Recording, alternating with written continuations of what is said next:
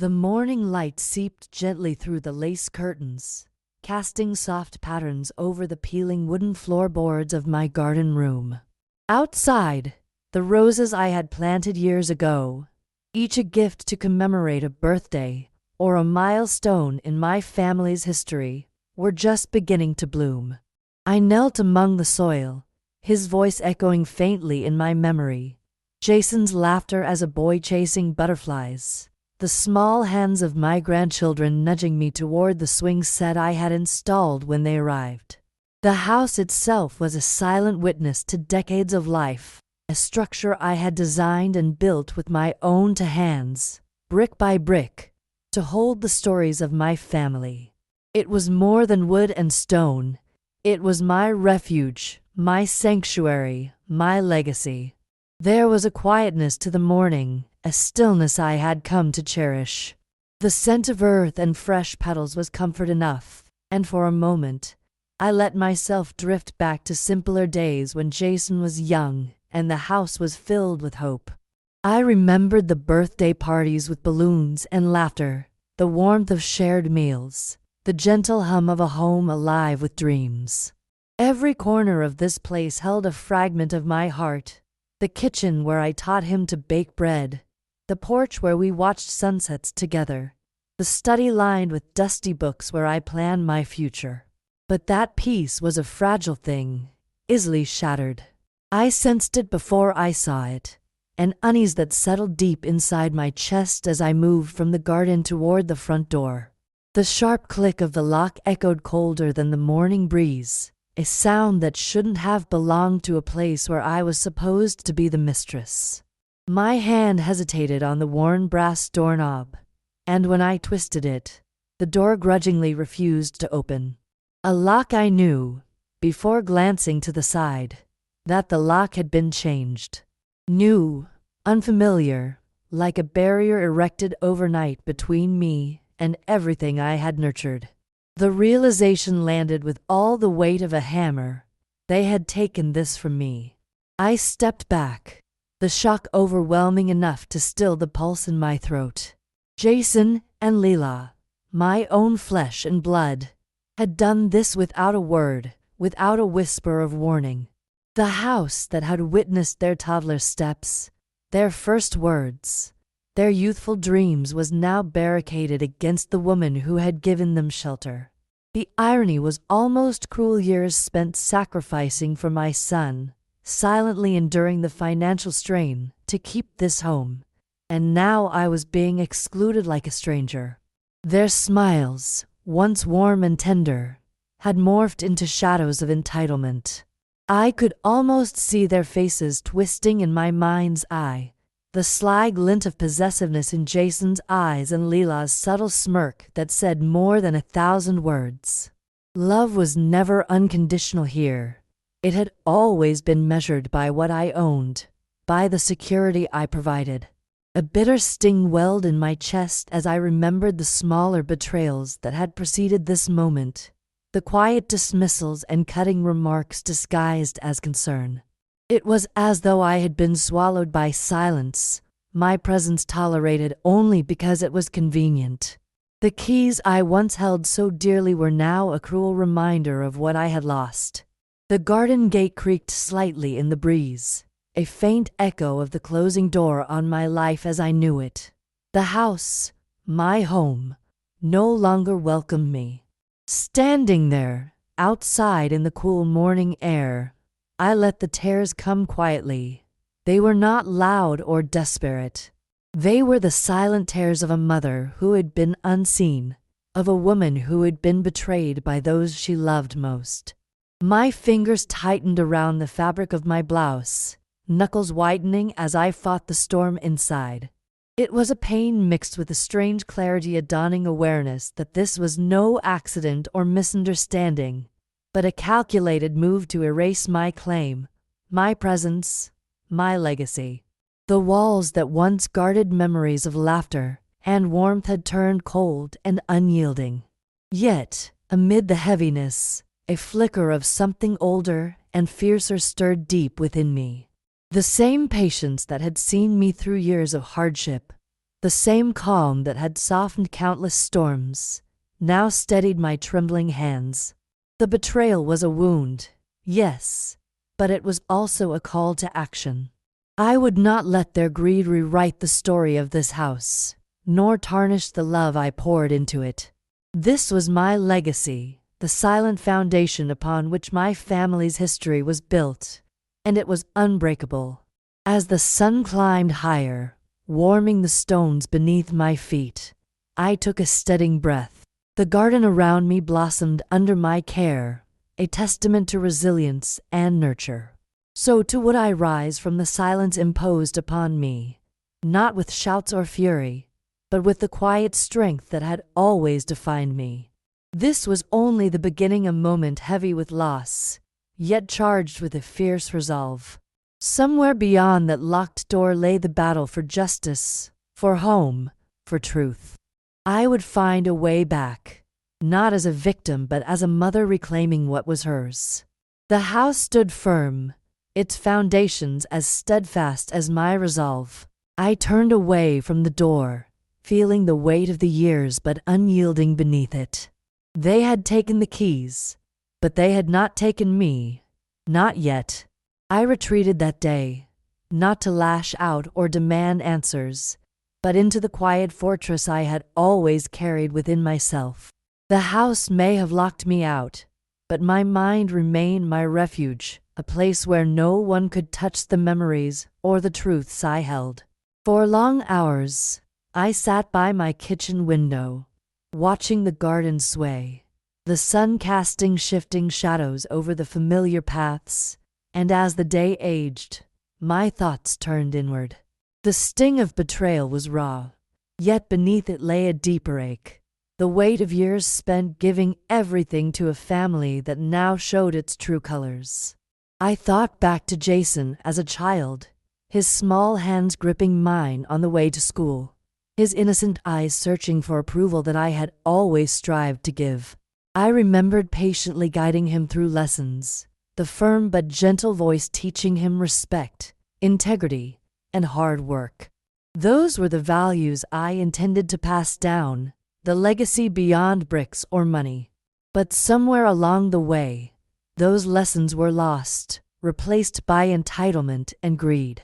Leela's influence was subtle, like a poison seeping into his heart, twisting desires and dulling the conscience I had hoped would remain strong. How many times had I watched them together, their smiles thin and calculated, feeling the invisible walls rising between us. The sacrifices I had made seemed endless in that dim light. The nights spent working overtime, the renunciations of my own dreams to support Jason's ambitions, the quiet acceptance of burdens that never belonged to me. I had been the family's steady anchor, the quiet provider when storms came. And yet, here I was, a stranger at my own doorstep. The bitterness of that truth was a silent scream inside my chest. Flashbacks drifted unbidden through my thoughts, teaching Jason how to ride his bike on the cracked driveway, his scraped knees and triumphant grin. The countless bedtime stories filled with hopes and life lessons, whispered promises that love was unconditional. How ironic those promises sounded now. I realized then that, while they claimed to value family, their love had been a fragile veneer, easily cracked when weighed against desires for control and possession. Yet, in my reflection, I saw more than pain. I saw the calm determination that had seen me through more trials than this betrayal. My eyes, once swollen from quiet tears, now hardened with resolve. The journey ahead would require patience, strategy, and a strength I had cultivated in silence. I would not give them the satisfaction of my despair. No, this quiet storm would be my weapon. And so I began to plan, not with fury, but with a clear mind and steady heart. I thought through every possibility, every legal nuance, every loophole that might be hidden beneath the surface of their arrogance. Decades ago, when I had painstakingly arranged the trust for the house, not just for myself but for the grandchildren. I had done so with foresight born from hard experience. The original deed to the house, safely hidden away, was more than a piece of paper. It was the key to everything they believed they had taken. I remembered the evenings spent poring over documents, negotiating with lawyers, ensuring that the family legacy would remain protected beyond my lifetime. It had been tedious, yes, but necessary. I had smiled then, quietly proud of my smart decisions. Now, those preparations would become my shield and sword. There was no rush to act. The advantage was mine so long as I remained patient. The more Jason and Leela revealed their impatience and entitlement, the more care I would take to unravel their grip. Betrayal was their mistake, not mine. I relished the silence, for in silence I found strength. The quiet was not empty. It was the space where a plan took shape. I revisited moments when their pretenses faltered, the way Jason avoided eye contact when asked about the changed locks, the hurried way Leela dismissed my concerns in family gatherings. Their confidence was an act, one rooted in assumption rather than fact. I would remind them of reality, and they would have no choice but to face it. At night, as I lay awake with the house around me still echoing with memories that were mine to claim, I began sketching the outline of my strategy. It was not a plan of confrontation but of careful dismantling. I would call on allies from my past, legal experts who understood the intricacies of trusts and property law. I would gather every shred of proof that affirmed the house's status as a heritage, not just a possession. Patience and attention to detail would be my allies, my way of reclaiming dignity and justice without a word spoken too soon. Each small moment brought flashes of pain, yes, but also clarity. This house was never simply bricks and mortar. It was history, hopes, and a silent testament to a woman's lifelong dedication. Jason and Leela might believe they held the keys now, but they had forgotten one essential truth. Control was an illusion, fragile and temporary. Legacies endure beyond changing locks and empty threats. By the time the evening shadows grew long and the world outside quieted, I had made my silent commitment. This locked door was not the end, but the beginning. I would use their greed against them and turn the house into a fortress of justice, for myself and for those I loved most. The battle was not against them as people, but against the betrayal and disregard that had fractured my family. In that stillness, I forgave nothing but promised myself strength. The silent decision was made. I would move forward not with anger but with calm resolve, wielding patience as my greatest weapon. The house would not decide my fate, nor would their ambition erase the years of love and sacrifice I had invested. I was the mother, the matriarch, the quiet force that no one had truly understood. As I extinguished the lamp and closed my eyes, the night wrapped around me like a promise. Tomorrow would bring the first step in a long journey. Peace had not yet been restored to this house, but it would be. Quietly, inexorably, my legacy would endure. The days that followed my silent commitment unfolded with the steady determination of a woman who had long mastered patience. Each morning, before the sun broke the horizon, I rose from bed with a mind sharpened by resolve. The house which once basked in my presence, now locked and distant, hovered constantly in my thoughts, a quiet reminder of what had been taken and what I must reclaim. I knew that the law would be my greatest ally in this fight, but success would demand more than legal knowledge. It would require careful strategy, unwavering attention to detail, and a profound understanding of both the past and the present. My first step was to summon Robert, a longtime friend and trusted attorney who had accompanied me through many of life's complexities. He was the steady hand who had helped create the very trust protecting my home long ago, a man whose discretion and intellect I trusted implicitly. When his familiar voice answered my call, I felt a surge of relief and purpose. There was no need for explanations. Our bond meant he already understood the silent urgency behind my message. That afternoon, Robert arrived carrying a briefcase filled with the tools of his trade: legal pads, reference books, and folders thick with notes from previous cases. We settled into my study, a room lined with well-worn books and the lingering scent of decades' worth of devotion. I revealed the original deed, carefully preserved in a sealed envelope that had seldom left my possession. This paper, delicate yet unyielding, had been the beacon guiding my determination. Robert unfolded the documents with care, his seasoned eyes scanning every section. "Margaret," he began, voice low but steady, "the trust you created was thorough. It's not simply a will or a promise, it's a legal fortress. Jason and Leela's attempt to lock you out of the house without your consent is legally indefensible. The trust's terms protect the property for your grandchildren specifically, and any transfer or exclusion without adherence to those terms can be challenged." The weight of his words settled deep within me, a mixture of relief and quiet triumph. The foundation I had laid years ago still held firm, shielding me from the injustice I now faced. But the path ahead was complex. I realized swiftly that impatience or haste could dismantle what I had carefully constructed. The fight would be measured, precise, and guided by years of legal foresight. Robert and I spent hours reviewing the trust, dissecting its nuances and clauses. We assembled a plan. I would gather every fragment of evidence that tied the house's ownership unmistakably to the trust: bank documents proving payments for maintenance, letters revealing my ongoing management, and any public notices related to the property. Robert would prepare to initiate legal challenges, beginning with formal notices and requests for information, all while ensuring I maintained the upper hand through quiet perseverance. But legal battles were not the whole story.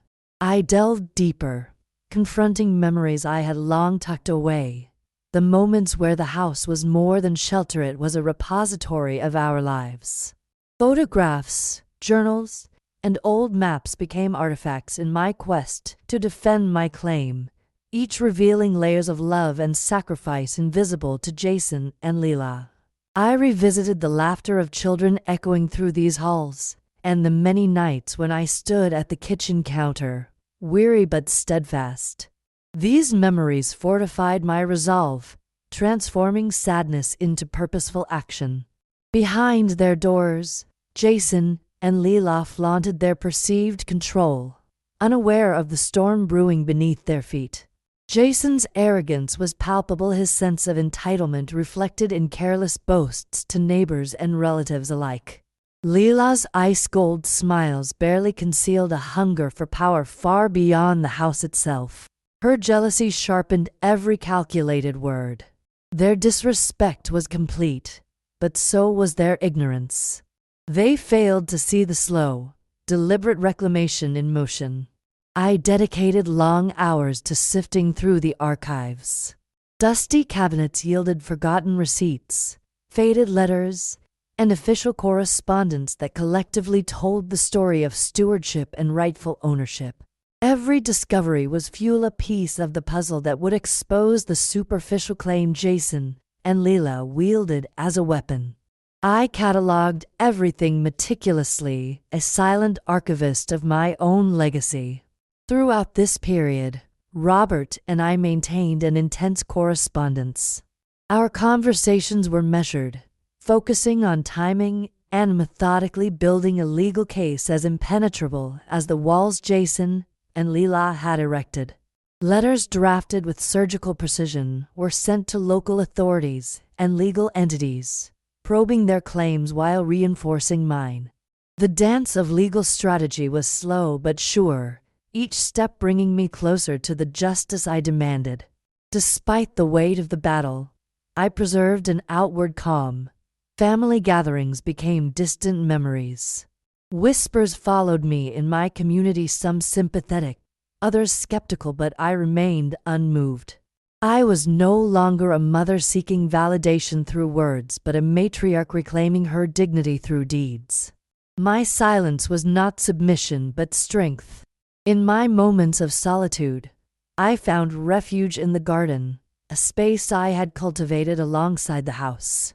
The blooms that greeted each dawn were reminders of renewal and quiet growth, metaphors for the patience I wielded. The petals, fragile yet persistent, mirrored my own journey, steadfast amidst adversity. Walking those familiar paths, I fed my spirit even as my hands worked to reconstruct what had been broken.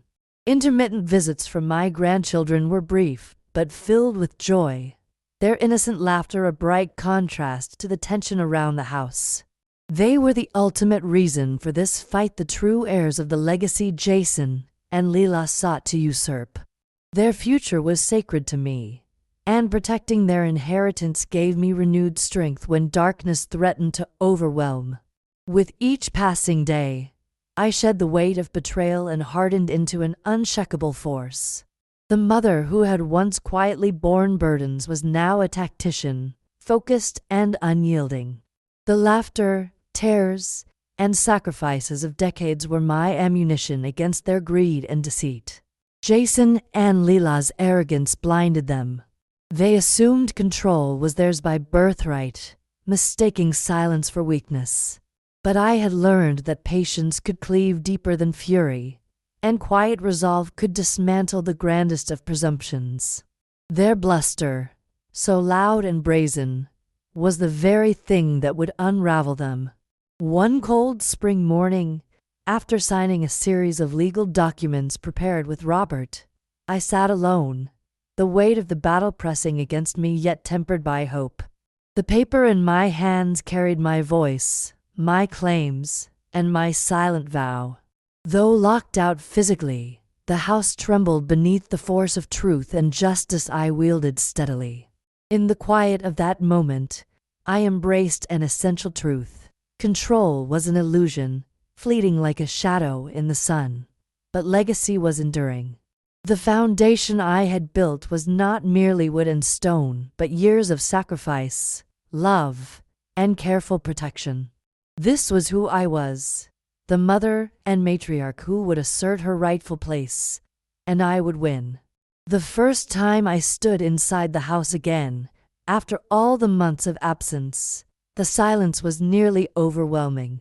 I had imagined this moment countless times during the long nights, each fantasy tinged with hope or sorrow, but reality weighed heavier than memory.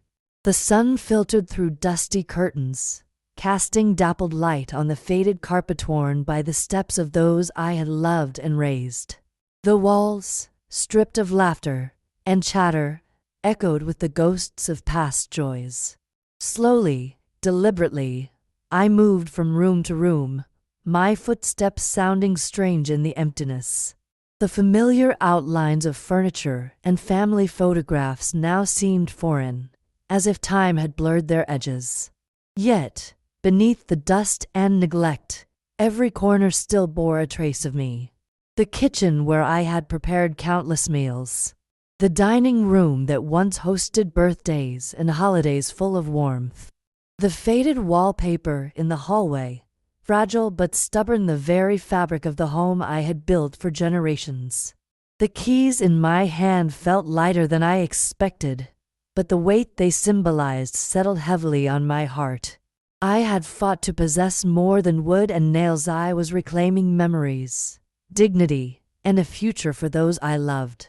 The locks Jason and Leela had changed to bar me out now stood as mere coverings on a truth far more enduring. Packing my belongings was an act both physical and deeply symbolic.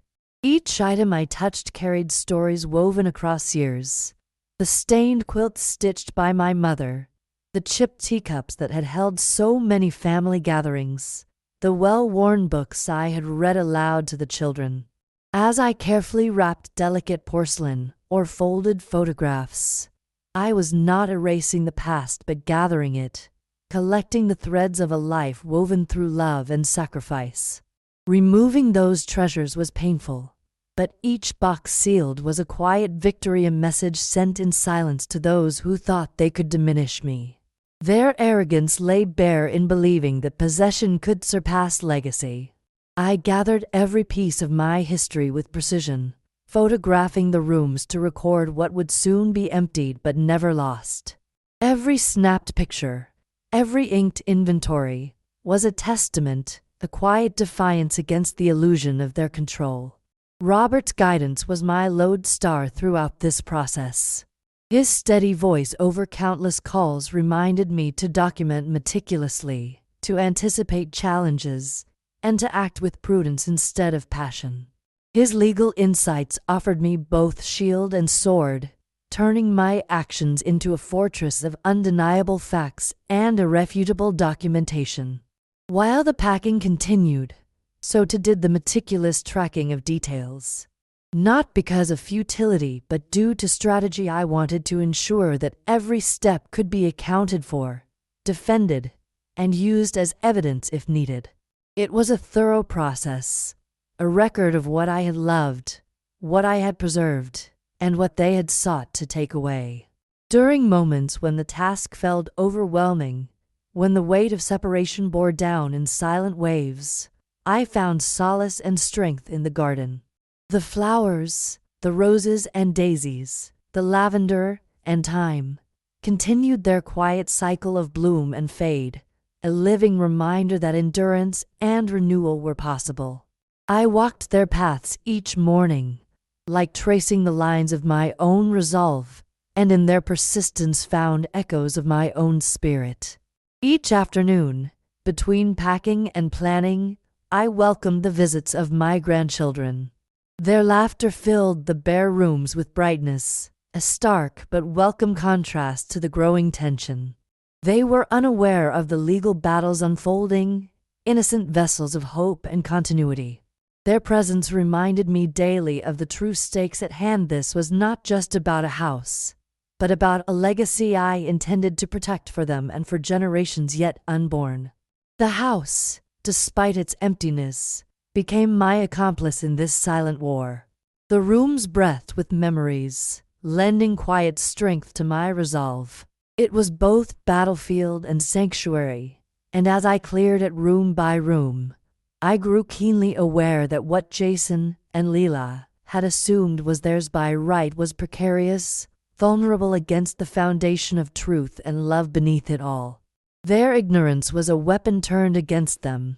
The blustering confidence that accompanied every boast, every dismissal of my presence, only hastened their undoing. They believed silence was surrender, patience was weakness, and absence was forfeiture. I knew better. I wielded patience like a blade honed sharp by years of quiet endurance. This was no impulsive battle cry, but a quiet symphony of strategy and resolve. On more than one occasion, I found myself sitting amidst the packed boxes, the soft click of sealing tape matching the steady beating of my heart. The physical act of removing possessions was bittersweet. Each item that left these walls was a small relinquishment, but it was also a declaration that my essence was far greater than any object. I was the mother whose love had raised generations, the matriarch whose sacrifices could not be stolen. As the days grew shorter and spring slipped quietly toward summer, the pace of preparation increased. I made sure nothing was overlooked, every corner photographed, every detail logged. I knew that when the moment came to confront them, Jason and Leela walking through this now transformed house, they would be met not with rage but with undeniable fact, with calm authority.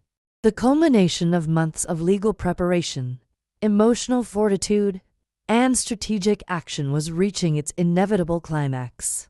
Yet, through it all, I remained calm, a silent force beneath the storm. The house was no longer simply a building. It was a symbol of a mother's unyielding spirit, of quiet revenge measured in years of careful planning and emotional resilience. On the evening I closed the last box, the house stood stripped bare but unbowed, empty yet suffused with the countless stories I had nurtured within its walls. I held the keys to this silent victory in my hand and felt the weight of justice more than any lock could impose. The air around me was thick with the mingled scent of old wood and fresh hope. I stepped out into the fading light, feeling a profound liberation settle over me. The battle for my home was no longer a whispered threat, but a declaration solidified in action. I was no longer the quietly pushed aside mother. I was the architect of my own destiny. Walking away from that house, I carried with me more than boxes and documents. I carried the essence of my legacy, a promise forged in silence and patience. Jason and Leela may have claimed the locks, but they would never lay hold of the truth, nor the unbreakable foundation that I had built. In this quiet reclamation, I found not just strategy and success, but my liberation. The evening air settled around the house like a heavy curtain, muffling the world and focusing all attention on that silent threshold. I stood firm on the porch, the setting sun casting a muted glow that seemed to still time itself. The shadows lengthened across the worn boards beneath my feet as Jason and Leela approached, exuding the mixed confidence and entitlement that had defined their claim. They did not sense the quiet storm awaiting them, one that was born not from anger, but from years of resolve and careful preparation. Jason's steps fell confidently on the path, his shoulders squared and eyes scanning the property as though physically marking each inch as his own. Leela followed with a calculated grace, her lips pressed into a tight smile that failed to veil the simmering impatience beneath. In her hand was the set of keys they had changed to bar me from this home, a symbol they wielded carelessly, unaware of the power I had quietly amassed. Without hesitation, I stepped forward to meet them, my presence steady and unyielding. There was no need for warm greetings or explanations. The time for pretense was over. The truth I bore in my heart and hands demanded acknowledgement. "This house was never yours to claim," I said, my voice calm but sharp as the cold edge of winter. "The trust protects this home for the grandchildren, safeguarding it from the whims of greed and entitlement. The original deed is secure with our lawyer, intact and binding." Their faces flickered with surprise and confusion, the confident facade slipping thin. Jason's jaw clenched tightly, his defensiveness surfacing in a sharp retort. "We live here. We pay the bills. We have every right to call this place ours." I met his eyes steadily, unwavering. "Bills do not forge ownership. True ownership is defined by law, by intention, and by respect for the legacy that came before you. You chose to disregard that legacy when you changed the locks without notice. That was your first and greatest mistake." I let the silence stretch between us like a thick rope, binding their certainty tighter and tighter until doubt began to erode their facade. Then, deliberately, I reached into my bag and laid a thick, heavy folder onto the porch railing, the collection of months' worth of work, proof assembled with care and precision. "These are the documents," I said. "The trust, the original deed, financial records, correspondence, everything you cast aside as irrelevant and inconvenient." Leela's eyes darted nervously between me and the folder, thin lips twitching in a scowl. "This is legal nonsense," she snapped, clearly rattled. "You're just trying to manipulate the situation." I thought of Robert's words, the quiet certainty with which he'd assured me that facts held far more power than anger or deceit. "These facts stand on their own," I said evenly. "They tell the story you refused to see." Jason hesitated, then took the folder with trembling fingers. His eyes scanned the pages, the trust's clauses, notarized signatures, documented expenses, all affirming my rightful claim. Every piece chipped away at the delusion that possession alone ruled these walls. The law, transparent and unyielding, offered no room for his bravado. Leela's posture stiffened, her voice dropping an octave as frustration sharpened her tone. You think you can just take it all back? After everything? After all we've done? I shook my head. It is not about taking back. It is about upholding. What you've done is twisted property into possession driven by selfishness. This house belongs to the legacy, the love, and the family it was meant to serve, not to your entitlement. For a brief moment, the air held the tension of a world about to shift. Jason looked at me not as a mother, but as an enemy, his features hardened by the shock of confrontation. Leela's lips pressed tighter, the cold fire of jealousy and defeat flashing in her eyes.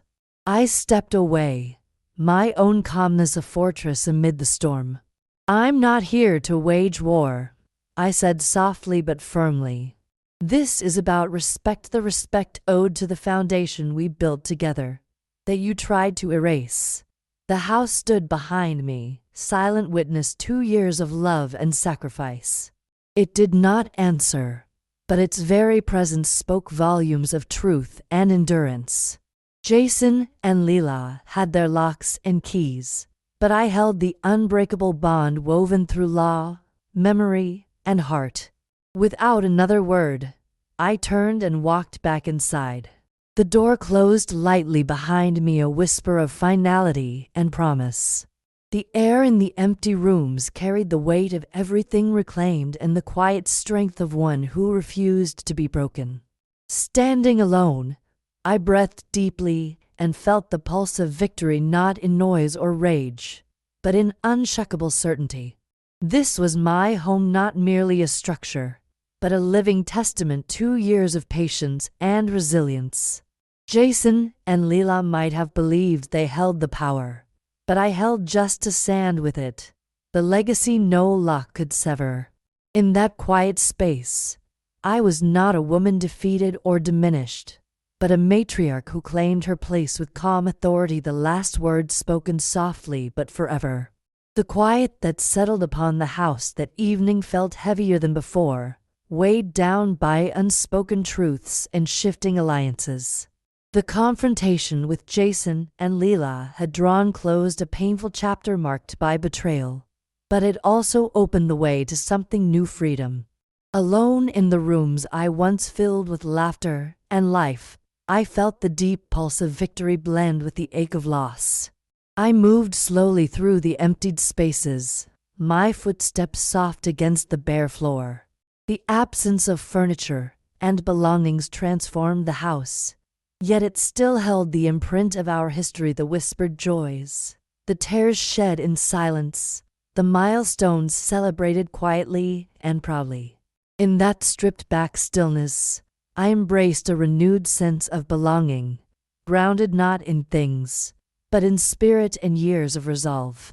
With the last boxes packed and ready to go, I prepared to leave behind the home I had built, the place I gave my heart and soul to. The choice to move was not an escape, but a conscious step toward renewal. The apartment waiting for me was modest but offered a chance to start fresh, a place to rediscover peace and strength beyond the walls where my story had become contested. When the moving trucks arrived, I watched the careful removal of what remained mine. It was an ending laced with dignity, a farewell marked less by bitterness than by calm acceptance. Every box carried a part of my past memories wrapped in care, sacrifices folded into layers, love packed alongside photographs. Behind me, the house stood silent, no longer a prison but a monument to endurance and victory. Settling into the new apartment, I found comfort in small routines: the soft warmth of morning light through curtains, the scent of fresh linen, the gentle hum of city life beyond the walls. This new space offered sanctuary, a place for quiet reflection and renewed dreams. It was less about the grandeur of surroundings and more about the peace that came from reclaiming my own life. In moments of reflection, I thought of the long journey that led here, the pain, the patience, the steadfast courage, the trust I crafted, the legal protections I established, and the quiet fortitude I nurtured all converged in this moment. That legacy was not about property, but about love, commitment, and justice secured for future generations. Though I was no longer within the house's physical walls, my connection to family remained unbroken. The grandchildren, the true heirs, were safe because I had fought with every ounce of strength. Their laughter, hope, and innocence were the reasons behind my battle and the promise I now held closely. Justice was claimed not with thunderous proclamations, but through enduring silence and unwavering resolve. What had once felt like suffocating quiet became the foundation of my strength and the instrument of my triumph. Physical locks might block a door, but they could never sever the ties of truth and legacy that I carried deep within. I realized then that control is often fleeting, an illusion that slips through grasp as easily as sand in the wind. True legacy endures in character, in love, and in the courage to stand firm despite betrayal. This truth filled me with peace, a gentle assurance that nothing taken could diminish who I was. As I embraced this new chapter, I held close the quiet mantra that had carried me through dark nights. Legacies endure beyond control, and strength blooms in silence. With a soft smile, I felt the years of burden lift and the future open wide. What had looked like an ending was really a beginning, one filled with peace, empowerment, and the unbreakable bonds of family. The house I once called home would always be part of me, but no longer a chain that held me back. I had reclaimed not just a house, but life itself, and in that reclamation, I found freedom.